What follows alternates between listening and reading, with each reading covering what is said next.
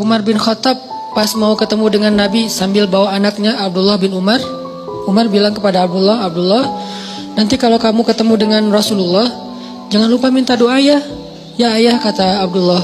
Nah pas ketemu dengan Rasulullah, Abdullah langsung, ya Rasulullah beri saya doa. Doakan saya, doakan saya. Selalu minta doa. Sehingga akhirnya Allah berikan kecerdasan kepada Abdullah bin Umar bin Khattab jauh di atas bapaknya. Salah satu adegan kecerdasan Abdullah tuh pas Nabi lagi ngajar, mereka pada hadir, para sahabat. Terus Nabi ngetes gitu, ngasih mereka satu pertanyaan dalam bentuk perumpamaan. Pas ngetes kayak gini, sahabat-sahabat yang senior gak ada yang bisa jawab. Abdullah bisa, tapi dia gak mau jawab, diam. Pas pulang Umar nanya, Abdullah, tadi kamu tahu gak jawabannya? Tahu. Kenapa gak mau jawab? Aku tidak ingin mempermalukan orang-orang yang udah senior. Ini anak-anak SD loh, udah punya etika kayak gitu. Kenapa? Karena doa dari Rasulullah SAW. Abdullah ibnu Abbas, sahabat Nabi yang kalau ngafal Quran itu sekali dengar langsung hafal dan gak pernah lupa. Gak ada dalam cerita Abdullah bin Abbas tuh saya lupa ayatnya di mana, itu gak ada. Saya lupa hadisnya, riwayat siapa, itu gak ada. Dia selalu ingat dan banyak banget ayat yang sahabat gak ngerti, dia ngerti. Sehingga ketika turun ayat, kalau gak salah di surat Al-Kahfi, tidak ada yang tahu makna dari ayat ini illa qalil, kecuali orang yang sedikit. Maka Nabi mengatakan salah satu di antara orang yang sedikit itu adalah Abdullah ibnu Abbas. Hanya sedikit orang yang mengerti ayat-ayat mutasyabihat di dalam Al-Quran sampai ke takwil. Takwil itu apa di balik ayat, itu cuma sedikit.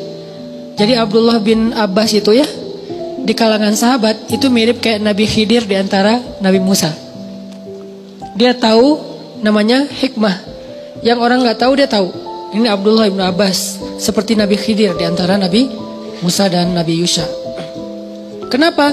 Karena doa Rasulullah SAW ketika dia lagi boncengan sama Nabi, Nabi ngedoain Allahumma faqihu fiddin wa alimhu ta'wil. Ya Allah, fahamkan dia halal dan haram dan ajarkan dia Al-Quran. Jadilah sejak saat itu Abdullah bin Abbas mengatakan, hati saya menjadi sejuk dan tidak pernah lagi lupa dengan apa yang pernah saya dengar.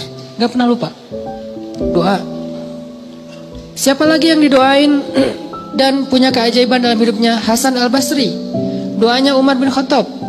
Umar ketika bertemu dengan Hasan al-Basri kecil, diusap kepalanya terus didoain Allahumma faqihu fiddin wa habibhu ilan nas. Ya Allah, jadikan anak ini ngerti agama dan dicintai oleh setiap orang. Sehingga Hasan al-Basri itu terkenal sebagai ulama, gak ada hatersnya. Kan soleh-soleh orang tetap kadang-kadang ada hatersnya ya, yang gak suka, yang apa. Tapi Hasan al-Basri gak ada hatersnya. Sampai orang yang memusuhi beliau juga cinta sama beliau. Gak senang dengan fatwa beliau, tapi ketemu orangnya itu jatuh hati kepada beliau. Ini Hasan al-Basri.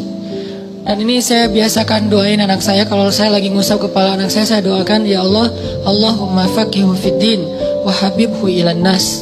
Saya coba hafal beberapa doa yang ajaib di zaman sahabat, terus dipraktekkan ke anak. Kenapa? Doa seorang ayah tidak ditolak. Itu modal kita teman-teman. Doa ayah itu, doa ul walid la yurad. Doa seorang ayah itu gak akan ditolak oleh Allah. Dan itu modal hidup kita tuh. Kalau kita masih punya ayah, jangan sia-siakan. Kalau ibu, pintu surga. Jadi bisa dibilang pintu surganya adalah ibu dan kuncinya adalah ayah. Ada masalah sedikit, telepon ayah kita, ya doain aku. Ada masalah sedikit, senangin hati ibu kita, beli apa gitu, hadiah kan, tahadu tahabu kan, saling berhadiahlah supaya kalian saling mencintai. Ibu tuh dikasih hadiah, kalau ayah minta doa. Ayah gak terlalu berharap hadiah lah dari anaknya. Beda karakter nih. Ini cara kita berbakti kepada mereka supaya Allah perbaiki urusan kita. Ada masalah dalam sekolah, ada masalah dalam pertemanan, ada masalah rumah tangga, masalah pekerjaan, telepon ayah, ya doain saya. Pertanyaan besarnya adalah gimana kalau orang tua kita sudah wafat? Berarti kita kehilangan satu kesempatan untuk mendapatkan keajaiban dalam hidup.